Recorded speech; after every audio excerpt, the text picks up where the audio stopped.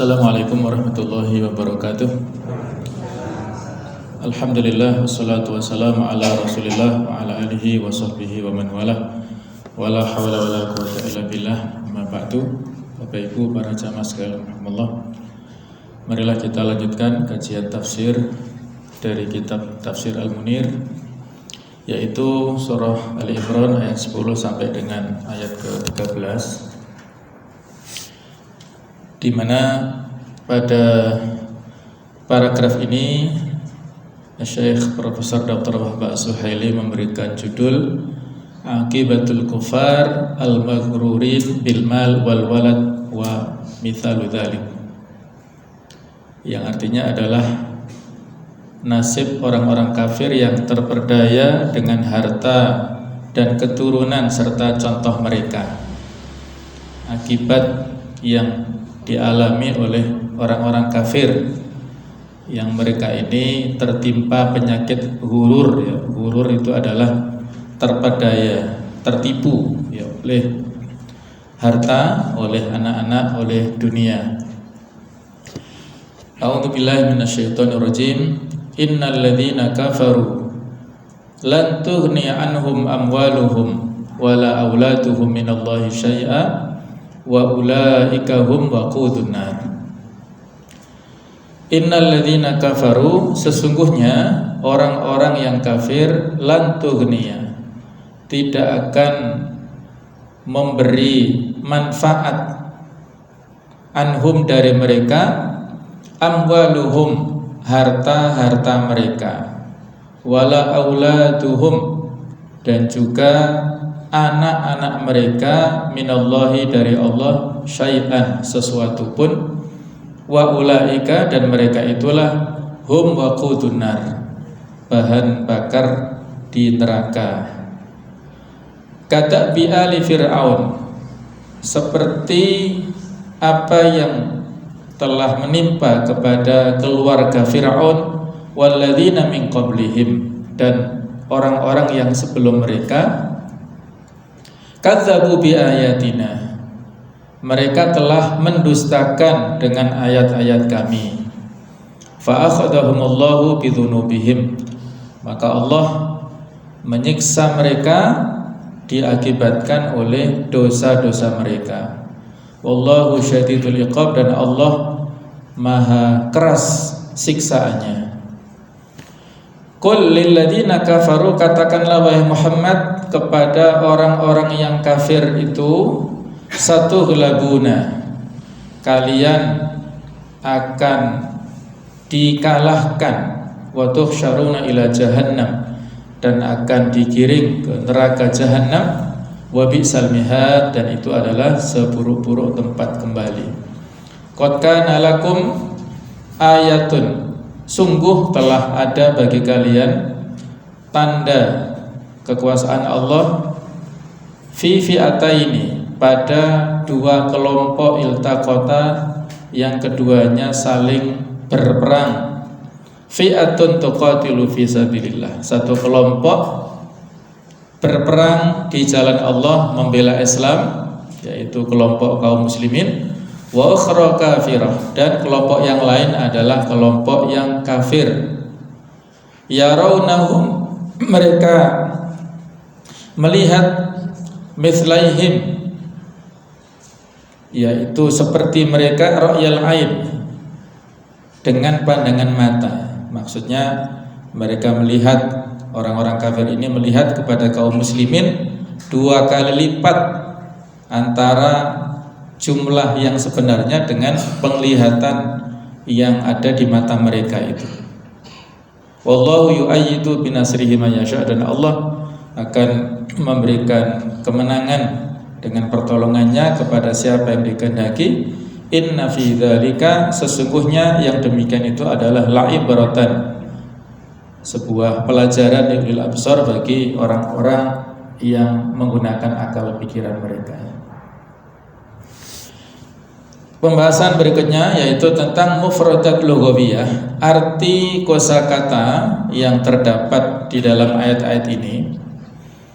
Bahwa yang dimaksud dengan lan tughniya adalah tidak dapat memberi manfaat. Jadi antara apa yang mereka miliki di dunia, baik itu harta ataupun anak-anak, sama sekali tidak akan bisa memberi manfaat, tidak akan memberi faedah kepada mereka. Minallahi maksudnya dari siksa Allah, jadi tidak bisa menolong dari siksa Allah.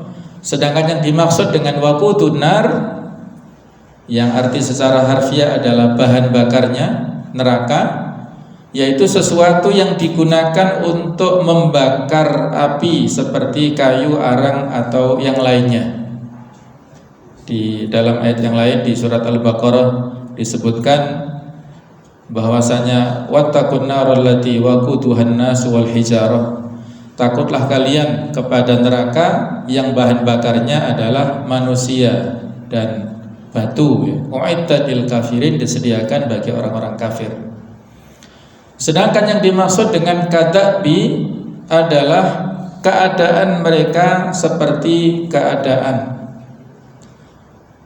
kekafiran yang dialami oleh orang-orang Yahudi, yang ini adalah kisah yang ada pada ayat ini. Itu mirip dengan yang nantinya akan dialami oleh Fir'aun dengan bala tentaranya, dengan keluarga besarnya. Fa akhadhahumullahu bidunubihim, Allah Ta'ala membinasakan mereka karena dosa-dosa mereka. Dan susunan kata ini menjelaskan kata sebelumnya, yaitu yang terjadi pada waqudun nar, ya. Jadi kata bi ali fir'auna waladina min qablihim ini menjelaskan tentang wa ulaika hum waqudun nar. Mereka itu nantinya akan menjadi bahan bakarnya neraka. Sedangkan yang dimaksud al-mihad artinya adalah al-firash, yaitu tempat istirahat. Jadi kalau dikatakan wa bi'sal mihad, seburuk-buruk tempat istirahat adalah nanti mereka dapatkan di neraka jahanam. Sedangkan yang dimaksud dengan ayat, tanda atau bukti akan kebenaran apa yang dikatakan oleh Rasulullah SAW. Kemudian kata iltaqata, bertemu di perang Badar, yaitu perang yang dilakukan pertama oleh umat Islam pada saat sampai di Madinah. Mereka pada bulan Ramadan tahun 2 Hijriah melakukan perang melawan orang-orang kafir Quraisy yang disebut dengan Yaumul Furqan, yaitu hari pemisah antara hak dan batil. Sedangkan mithlaihim adalah 2 kali lipat, maksudnya adalah jumlah kaum muslimin, bahkan memang lebih banyak dari itu, karena jumlah personel kaum kafir waktu itu adalah 1000, ya, sedangkan jumlah kaum muslimin hanya 313 personil. Jadi malah lebih daripada yang dilihat, lebih daripada mithlaihim, bahkan nanti menurut perkiraan mereka sampai 3 kali lipat. Sedangkan ru'yal ain adalah dengan penglihatan yang nyata dengan mata kepala sendiri. Yang dimaksud yu'ay itu adalah menguatkan. Inna fi dzalika, sesungguhnya pada apa yang telah disebutkan itu, dan yang dimaksud liulil absar adalah bagi orang-orang yang memiliki mata hati. Lalu, apakah kalian tidak mengambil pelajaran untuk selanjutnya kalian beriman? Tidakkah kalian mengambil pelajaran dari kisah yang terjadi pada perang Badar itu dan juga peperangan yang lainnya? Nah, jemaah sekalian, berikutnya adalah tentang sababun nuzul yang ada pada ayat 12 dan 13. Kalau ayat 10 dan 11 tidak ada latar belakang turunnya.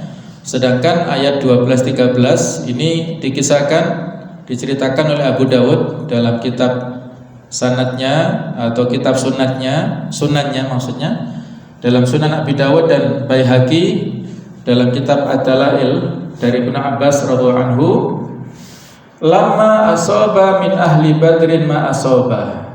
Jadi ketika menimpa kepada orang-orang yang ikut dalam perang Badar apa yang sudah menimpa, yang sudah terjadi ketika Rasulullah berhasil mengalahkan orang-orang Quraisy yang mereka hadapi di perang Badar, wa raja'a ilal Madinah, dan beliau kembali ke Madinah.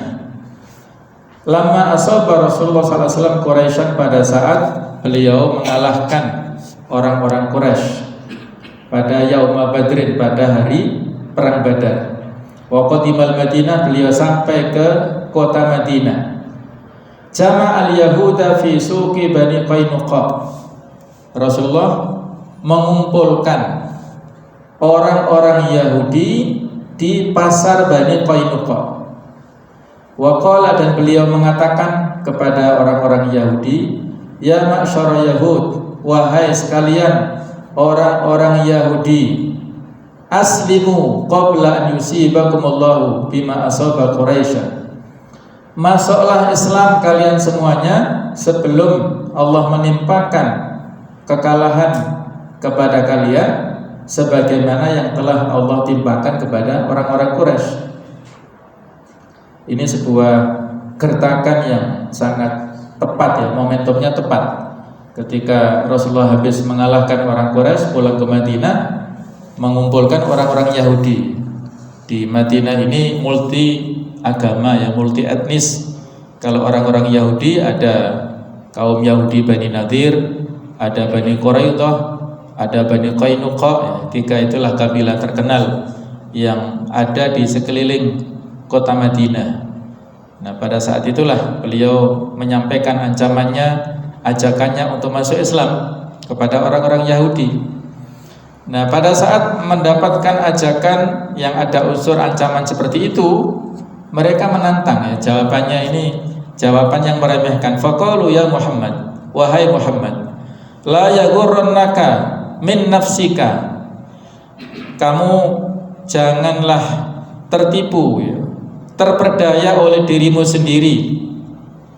Annaka qatalta nafaran min Quraisy, bahwasanya engkau telah membunuh kelompok dari orang kafir Quraisy. Kanu aghmaron la ya'rifunal qital. Mereka itu adalah orang-orang yang bodoh, tidak punya keahlian ya, tidak punya pengetahuan tentang peperangan. Innaka wallahi law qataltana la arafta anna nahnun nas.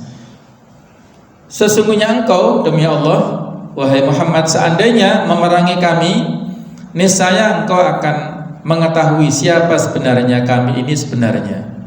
Kami adalah orang-orang yang berbeda dengan orang-orang Quraisy itu. Wa anna lam talqa mithlana, dan engkau akan mengakui belum pernah berperang melawan orang seperti kami. Inilah kesombongan yang disampaikan oleh kaum Yahudi kepada Rasulullah SAW. Fa anzalallah, maka pada saat itulah Allah menurunkan ayatnya, qul lil ladzina kafaru satughlabuna. Katakanlah kepada orang-orang kafir, kalian akan dikalahkan, sampai dengan firman-Nya li ulil absar, yaitu tanda bagi orang-orang yang menggunakan akal pikirannya. Di sini jemaah sekalian ada munasabah, persesuaian antara ayat-ayat yang kita kaji ini dengan ayat-ayat sebelumnya, di mana persesuaiannya adalah bahwa pada permulaan surat Ali Imran ini Allah Subhanahu wa taala menjelaskan tentang dasar atau prinsip tauhid, juga kitab-kitab samawi. Jadi pada awal surat Ali Imran sudah kita sampaikan ya, Allah menjelaskan tentang dasar atau prinsip-prinsip tauhid. Kemudian juga tentang kitab-kitab samawi yang mengandung prinsip tauhid juga, terutama kitab suci Al-Quran dan keimanan orang-orang yang mendalam ilmunya kepada Al-Quran secara keseluruhan, yang disebut dengan ar-rasikhuna fil ilmi. Kemudian di dalam ayat ini Allah menjelaskan tentang keadaan orang-orang kafir dan sebab kekufuran mereka, yaitu mereka di dunia terperdaya dan terbuai dengan harta kekayaan dan anak-anak mereka. Allah menjelaskan bahwa harta dan anak-anak mereka tersebut sama sekali tidak dapat menolak siksa Allah, baik di akhirat maupun ketika masih di dunia. Dalam hal ini Allah menyebutkan sebuah contoh konkret, yaitu perang Badar, di mana pada saat itu pasukan iman dan pasukan Allah Ta'ala berperang menghadapi tentara kafir dan tentara setan. Lalu perang berakhir dengan kemenangan pihak kaum muslimin yang berjumlah sedikit atas tentara orang kafir yang berjumlah banyak. Hal ini membuktikan bahwa banyaknya harta, anak dan perlengkapan perang mereka sama sekali tidak memberikan manfaat apapun kepada mereka. Inilah kesesuaian ayat ya. Jadi ada perbandingan antara orang-orang yang beriman yang disebutkan pada awal-awal surat ini. Mereka mengimani tentang kitab-kitab samawi, terutama adalah kitab Al-Quranul Karim, mengimaninya dengan sepenuhnya dibandingkan dengan kondisi real orang-orang Yahudi, terutama yang ada di Madinah, dan juga orang-orang kafir Quraisy yang menyerang kaum muslimin pada saat mereka menggunakan segala kekuatan yang mereka miliki ya. Tapi ternyata Allah memenangkan kaum muslimin. Adapun tafsir wal bayan, Allah Ta'ala menceritakan tentang orang-orang kafir bahwa mereka adalah bahan bakar api neraka kelak pada hari kiamat. Apa yang diberikan kepada mereka di dunia berupa harta kekayaan dan anak sama sekali tidak bermanfaat bagi mereka di sisi Allah, dan sama sekali tidak bisa menyelamatkan mereka dari siksanya yang teramat pedih. Hal ini seperti yang difirmankan Allah dalam ayat yang lain, yaitu surat At-Taubah 85, wala tu'jibka amwaluhum wa auladuhum, dan janganlah engkau Muhammad kagum terhadap harta dan anak-anak mereka. Innama yuridullahu ayyu'adzibahum biha fid dunya wa tazhaqu anfusuhum wa hum kafirun. Sesungguhnya dengan itulah Allah hendak menyiksa mereka di dunia dan agar melayang nyawa mereka sedang mereka dalam keadaan yang kafir. Jadi harta dan anak-anak yang mereka miliki di dunia tidak bisa membela sedikit pun kondisi mereka, apakah nanti di akhirat ataukah di dunia ya. Jangankan orang-orang kafir ya, kita pun kaum muslimin pada saat nanti di yaumul hisab, yauma la tanfa'u malun wala banun illa man atallaha biqalbin salim ya. Pada hari kiamat nanti tidak akan bermanfaat harta dan anak-anak kecuali orang yang bertemu dengan Allah Ta'ala dengan hati yang bersih. Dengan qalbun salim, itulah bekal untuk menghadap Allah Subhanahu wa Ta'ala nanti. Berikutnya adalah mereka berkata, kami adalah orang-orang yang lebih memiliki harta, anak-anak, dan kami sekali-kali tidak akan diazab.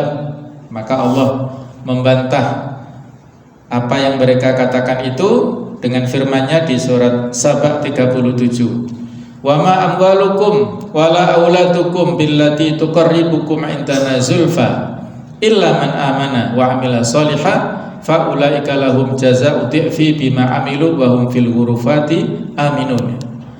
Dan bukanlah harta atau anak-anakmu yang mendekatkan kamu kepada kami, melainkan orang-orang yang beriman dan mengerjakan kebajikan. Mereka itulah yang memperoleh balasan yang berlipat ganda atas apa yang telah mereka kerjakan, dan mereka aman sentosa di tempat-tempat yang tinggi dalam surga. Nah, jemaah sekalian, sebelum di sini ya kita kembali dulu ya. Ini sebenarnya bukan hanya kita mensikapi kondisi yang dilihat atau yang kita dapatkan orang-orang kafir ya di dunia. Yang ini kalau konteksnya pada saat ini ya, pada saat kita berada dalam kehidupan real di dunia, jangan sampai kita silau dengan pemandangan yang kita saksikan kepada orang-orang kafir pada umumnya, dan juga kepada sesama kaum muslimin pada khususnya. Kepada orang kafir jelas seperti ayat ini ya, bahwasanya jangan sampai kita silau ya, kita hendak minder dengan kekuatan yang dimiliki oleh mereka berupa harta yang banyak, finansial yang sangat banyak, karena mereka tidak akan mendapatkan manfaat sedikit pun dari harta dan anak-anak yang mereka miliki ya. Kalau orang-orang yang beriman sebisa mungkin potensi yang kita dapatkan, baik itu titipan harta ataukah anak-anak ini, kalau kita kelola dengan baik, maka akan menjadi amal yang bisa kita bawa sampai akhirat. Itulah intinya ya. Idza mata ibnu Adam in qata amaluhu illa min thalathin. Apabila manusia meninggal dunia, maka terputuslah amalnya kecuali 3 hal. Shadaqatin jariyah, yaitu sedekah jariyah. Kita berinfak sedekah yang masih utuh pada saat kita meninggal, apakah berupa tanah bangunan, maka selama tanah bangunan ini digunakan untuk kebaikan, pahalanya mengalir. Ini kan berupa amwal ya, berupa harta yang kita investasikan untuk kebaikan, maka pahalanya terus mengalir. Itulah harapan yang kita inginkan. Au ilmin yuntafa'u bihi, ilmu yang bermanfaat. Kita mengajarkan kepada murid-murid kita, kepada para jamaah kita, orang-orang yang ada di sekitar kita kebaikan. Selama mereka melakukan apa yang kita ajarkan, maka insya Allah ilmunya, manfaatnya akan mengalir pahalanya kepada kita, walaupun sudah dalam barzakh. Dan juga awwaladin soleh yata'ulahu, anak-anak soleh yang mendoakan kita. Nah, itulah perspektif orang mukmin, bahwasanya modal yang diberikan Allah Ta'ala berupa harta dan anak-anak ini adalah modal abadi ya, bukan hanya di dunia, tapi juga kita dapatkan di akhirat. Itulah perspektif orang mukmin yang berbeda dengan yang dimiliki orang kafir. Kemudian ayat innal ladzina kafaru, maksudnya adalah orang-orang yang mendustakan ayat-ayat Allah dan para rasulnya, menentang kitabnya dan tidak memanfaatkan dengan baik wahyunya yang diturunkan kepada para rasul. Ayat ini mencakup utusan Najran, yaitu kaum Nasrani, Yahudi, kaum musyrik, dan juga seluruh orang kafir. Dan harta dan anak-anak mereka semua tidak akan bisa menyelamatkan mereka, dan mereka adalah orang-orang yang dijauhkan dari rahmat Allah. Mereka adalah orang-orang penghuni neraka dan menjadi bahan bakarnya. Hal ini seperti yang difirmankan Allah di ayat yang lain, Al-Anbiya 98, innakum wa ma ta'buduna min dunillah hasabu jahannam antum laha waridun. Sesungguhnya kamu orang-orang kafir dan apa yang kamu sembah selain Allah adalah bahan bakar di neraka jahanam dan kamu pasti masuk ke dalamnya. Sikap dan perbuatan mereka dalam mendustakan Nabi Muhammad SAW dan syariat beliau adalah seperti sikap dan perbuatan Fir'aun beserta para pengikutnya dan kaum yang datang sebelumnya yang dimusnahkan, yaitu seperti kaum Ad dan Tsamud. Mereka mendustakan ayat-ayat Allah, lalu Allah mengazab mereka sebagai azab dari yang maha perkasa lagi maha kuasa. Kata bi ali Fir'auna, seperti apa yang terjadi pada keluarga Fir'aun yang ditenggelamkan Allah Ta'ala di Laut Merah dengan segala kekayaannya. Jadi Fir'aun saat mengejar Musa itu membawa kereta yang dilapisi oleh emas dan juga harta kekayaan mereka bawa bersama dengan tentara-tentaranya. Ini tenggelam di Laut Merah dan mereka mendapatkan siksa di dunia dengan kehinaan, dan nanti pun di akhirat mendapatkan kehinaan pula. Itu terjadi kepada kaum Ad, yaitu kaumnya Nabi Hud, kemudian juga kaum Tsamud, kaumnya Nabi Saleh ya. Mereka adalah kaum-kaum yang menentang kepada nabi-nabi mereka, maka diberikan azab yang dahsyat oleh Allah Ta'ala. Sesungguhnya Allah sangat kuat dan pedih siksanya. Kemudian Allah mengancam mereka dengan menimpakan hukuman di dunia. Allah berfirman, katakanlah wahai Muhammad kepada orang-orang kafir, dan termasuk diantaranya adalah orang-orang Yahudi, bahwa kalian pasti akan dikalahkan di dunia dan di hari kiamat kelak. Kalian pasti digiring menuju ke neraka jahanam, dan itu adalah seburuk-buruk tempat yang sebenarnya kalian sediakan sendiri untuk diri kalian. Maksudnya, wahai kalian kaum Yahudi, waspadalah terhadap hukuman yang akan menimpa kalian seperti yang sebelumnya ditimpakan atas kaum kafir Quraisy pada perang Badar. Sebelum hukuman itu menimpa kalian, maka pada dasarnya sebenarnya kalian telah mengetahui bahwa aku adalah seorang nabi yang diutus. Hal ini kalian temukan di dalam kitab suci kalian dan janji Allah kepada kalian. Jadi sudah ada berita tentang kedatangan Rasulullah, baik itu di dalam kitab Taurat ataupun kitab Injil, ya, tetapi mereka menolaknya. Jadi ayat ini menjadi atau menegaskan, menjadi bukti dan penegasan bahwa kalian adalah orang-orang yang akan dikalahkan, bahwa Allah memenangkan dan memuliakan agamanya serta menolong Rasulnya adalah pertempuran antara dua kelompok, yang satu merasa kuat dengan kekayaan dan jumlah mereka yang banyak, serta mereka adalah orang kafir kepada Allah. Mereka berperang di jalan setan, sedangkan yaitu mereka adalah orang-orang Quraisy. Sedangkan kelompok satunya itu memiliki jumlah yang sedikit, mereka beriman kepada Allah dan berperang di jalan Allah. Mereka adalah kaum muslimin, sehingga perang Badar ini adalah disebut Yaumul Furqan, ya. Badar itu kan sebuah tempat, ya, yang menjadi episode dari peperangan sebelumnya, sehingga disebut perang Badar Al-Kubra. Sebelumnya telah didahului oleh ekspedisi-ekspedisi. Jadi orang-orang kafir Quraisy mereka melakukan perjalanan dagang, ya, ke Syam. Itu sudah dilakukan beberapa kali peperangan, tetapi yang terbesar adalah perang Badar Al-Kubra ini. Kaum muslimin saat itu jumlahnya hanya 313, ada yang mengatakan 314, ada yang mengatakan 315, ya. Dan hanya memiliki 2 kuda. Coba kita bayangkan, ya, 313 tentara hanya memiliki 2 kuda saja. Artinya bergantian yang menaikinya itu. 6 perisai dan 8 pedang saja. Mayoritas mereka adalah para tentara yang berperang dengan jalan kaki. Sedangkan jumlah kaum kafir Quraisy mencapai 1000 personil. Dengan kata lain adalah 3 kali lipat dari jumlah kaum muslimin. Bahkan lebih, kalau 3 kali lipat kan 900-an, ya. Jadi lebih, 3 kali lipat lebih. Muhammad bin Ishaq meriwayatkan dari Urwah bin Zubair bahwa Rasulullah SAW menanyakan tentang jumlah kaum kafir Quraisy kepada seorang budak berkulit hitam, yaitu Bani Al-Hajjaj. Lalu budak tersebut berkata, jumlahnya banyak. Beliau berkata, berapa hewan ternak yang kalian sembelih setiap hari?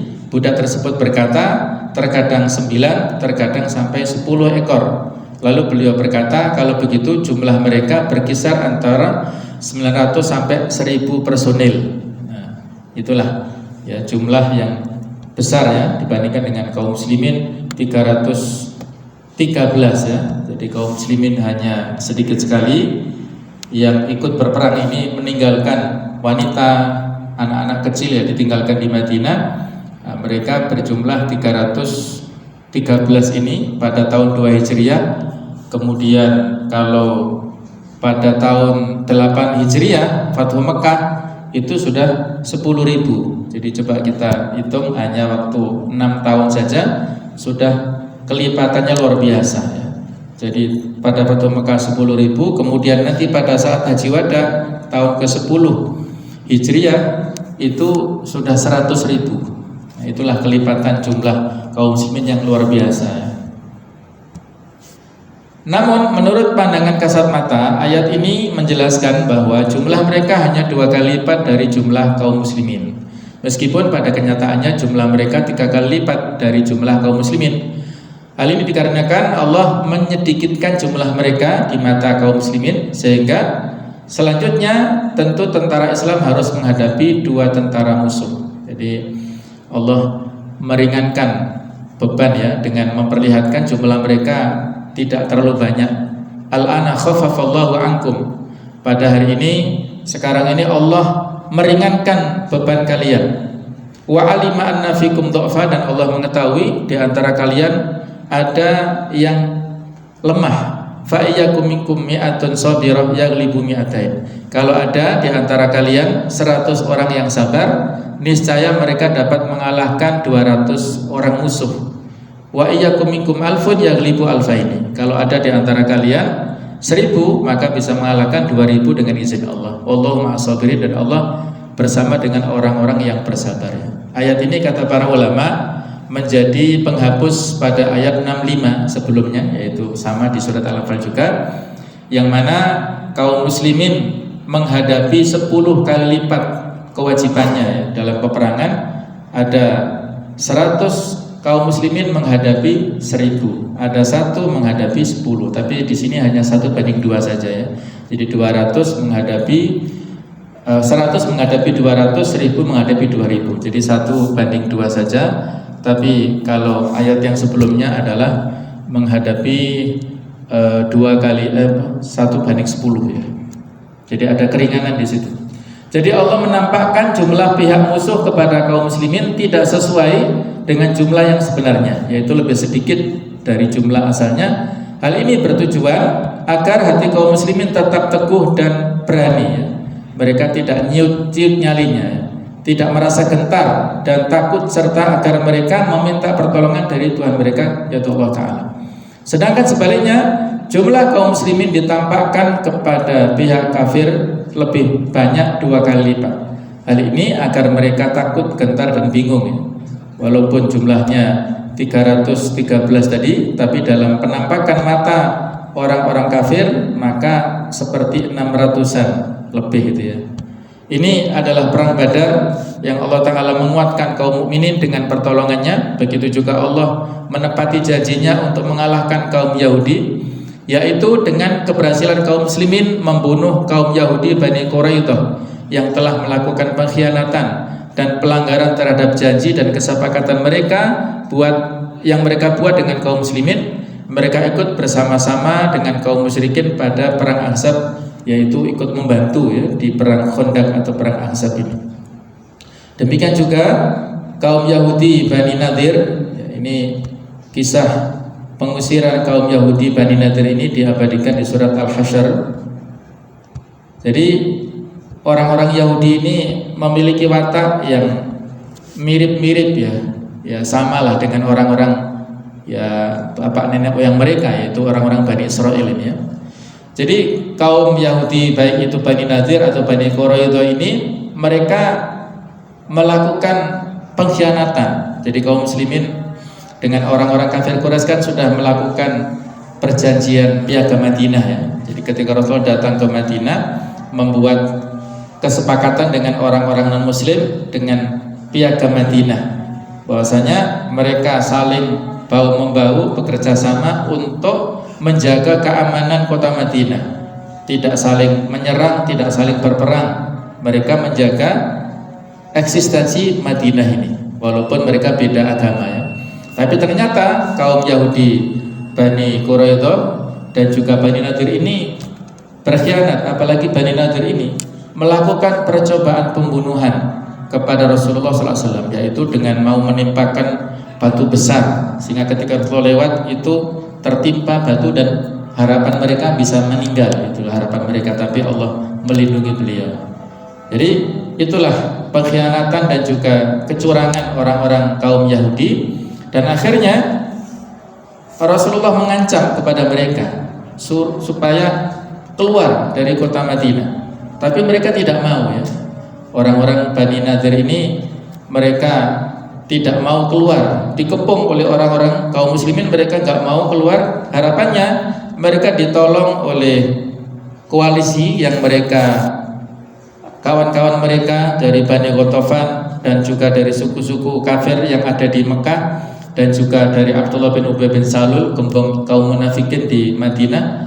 Harapannya mereka bisa mendapatkan dukungan ya, pertolongan dari para kawan koalisinya itu. Tapi ternyata tidak ada satupun di antara kelompok itu yang membela orang-orang kaum Yahudi, terutama Bani Nadir ini. Tidak dapat pertolongan sama sekali dari teman-teman koalisinya. Jadi mereka ketakutan. Di surat Al-Hasyr itu ya, walladzi akhrajal ladzina kafaru min ahli kitabi min diyarihim li awwalil hasyr. Jadi mereka memiliki rasa takut. Allah memasukkan rasa takut dalam diri mereka sehingga mereka akhirnya lari ketakutan meninggalkan kota Madinah, dan ada harta yang banyak ditinggalkan di sana ya. Mereka karena saking takutnya meninggalkan harta tidak dibawa ya. Jadi itulah kaum Yahudi Bani Nadir terusir dari Madinah. Kemudian Bani Quraidah dari juga demikian, dan juga di benteng Khaybar ya, mereka juga memiliki benteng-benteng yang tangguh. tapi itu sama sekali tidak bisa melindungi mereka dari ketakutan itu. Kaum muslimin berhasil menguasai Khaybar dan mewajibkan untuk membayar jizyah atau pajak atas orang-orang selain mereka. Kalau pengusiran Bani Nadir ini kurang lebih pada Rabiul Awal tahun 4 Hijriah, sedangkan kalau Khaybar ini tahun 7 Hijriah, jadi sebelum Fatu Mekah.